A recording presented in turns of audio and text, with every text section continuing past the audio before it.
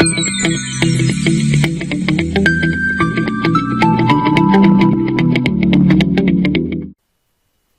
this is Namisha Goswami. You are welcome in today's lecture of machine design in internal combustion engine of connecting rod of internal combustion engine. So in last lecture we have seen that we have find out the different proportional or different dimensions of your connecting rod by finding out by applying your Rankine formula and by finding out the buckling load by using the Rankine formula and by using the buckling load due to your gas load. So that we have covered in last lecture. Okay. So in this lecture we have to find out the dimensions of the crank pin at the big end bearing and at the piston pin at the small end. Okay. We know big end is connected with your crank and small end is connected with your piston pin, right? So we have to find out the piston pin and crank pin dimensions of all these parameters. Okay. So how to find out it? We know what is the maximum load carrying capacity of the crank pin and piston pin bearing is equal. That should be equal to the maximum force in the connecting rod, right? So if whatever the amount of maximum force generated inside of connecting rod, so piston pin and connecting pin should able to take that maximum load.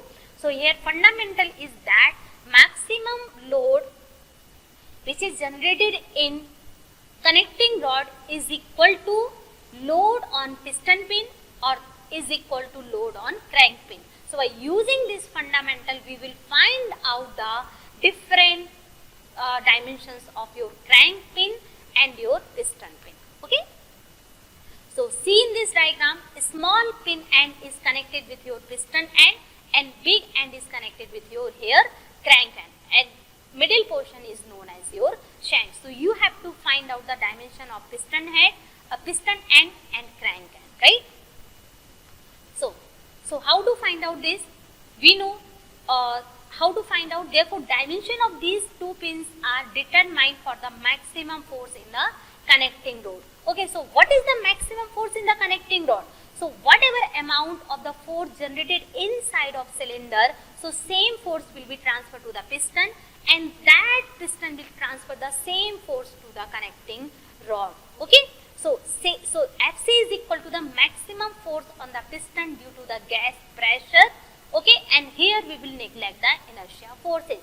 So what is the maximum gas force which is generated inside of your connecting rod? Okay, so FL is equal to gas load is equal to, what is the gas load? Gas load is equal to area multiplied by the maximum gas pressure. Maximum gas pressure is pressure which is generated inside of your cylinder.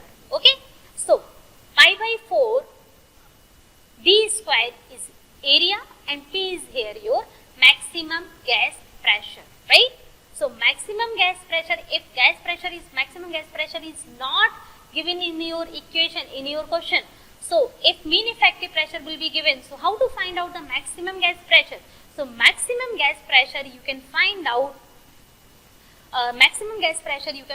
by using the mean effective pressure, and maximum gas pressure is equal to 9 to 10 times of your mean effective pressure. Okay. So now how to find out the dimensions of crank pin and piston pin? Okay. So first of all we will consider the diameter. DC is your diameter of the crank pin in mm. Similarly LC is your length of crank pin in mm. So why we are considering here DC and LC? What is the purpose? Okay. Actually, by using these two parameters, we have to find out actually contact area. Okay. Or you can say that projected area. Projected area means area which is actually come in contact, right? So you have to find out your projected area. Okay. And PVC is your allowable bearing pressure in Newton per mm square. Okay. So dP, LP and PVP are corresponding values for the piston pin. Okay. Similarly, dP is piston pin diameter, LP is your length of piston pin, dPP is equal to your allowable bearing pressure in piston pin, right? So these are the consideration. Now, what is the load? How to calculate the load on crank pin? So load is equal to projected area multiplied by your bearing pressure. Okay. So this is equal to projected area is, what is the projected area? DC into LC. Okay. And what is the bearing pressure? So this is equal to PVC. Okay. So total load is equal to area multiplied by pressure. Similarly, what is the load on the piston pin? So load is equal to projected area of the piston pin multiplied by your bearing pressure. So what is the projected area? Projected area is equal to dP multiplied by LP multiplied by PVP, right? So this is by using this formula mathematical equation, you can find out the load on crank pin and load on piston pin. So you have firstly you have to find out these load. So what is the now limiting condition? What should be the equilibrium? So equilibrium says that load, whatever the load generated on connecting rod should be equal to your load on crank pin and load on piston pin, right? So by equating these two values, so what is the maximum gas force? We have already find out. Crank pin is equal to DC LC PVC, right? And now what is the relation between the length and diameter of the crank pin? L by D ratio you have to consider each and every time, right? So LC is equal to 1.25 of the DC, okay? And its value vary up to the 1.5 DC, right? So you can equate this term in this equation, so you will get your equation will be turned into one unknown, okay? And by equating the equation, which equation? Maximum gas load acting on piston pin should be equal to, this is equal to this, okay? Now, sorry. So maximum gas load acting on piston pin is equal to dP LP into PVP, right? So similarly, LP, what is the relation between the LP and DP? Piston pin diameter and piston pin length. So LP is equal to 1.5 to 2 times of your diameter of piston pin, okay? So by putting this value in this equation, you can, so load FL is equal to gas load, maximum gas load is equal to load on piston pin. Similarly, here we have seen that maximum gas load is equal to load on crank pin. So by using these two equations, you can find out the dimensions for the crank pin and dimensions for the piston pin, okay? So this was the procedure to finding out the dimension of crank pin and the piston pin of the small end.